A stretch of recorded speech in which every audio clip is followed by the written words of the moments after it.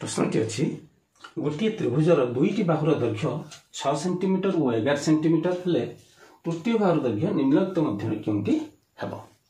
तबे आमे जानिछंती भलो भाबरे जे त्रिभुजर एटी गोटे नियम अछि जे त्रिभुजर गोटे बाहु निश्चित भाबरे अन्य दुईटी बाहुर वियोग फलरु अधिक हबो एवं तार जोगफल कम हम अर्थात आम ये देखा दुईटी बाहुर वियोगफल देखा 11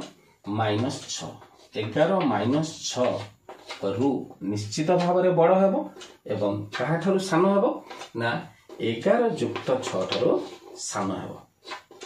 तेणु 11 रु 6 गले 5 सेंटीमीटर एवं 11 + 6 होची 17 सेंटीमीटर।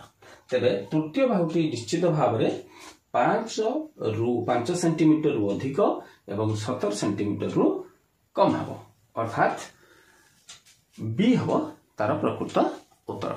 धन्यवाद।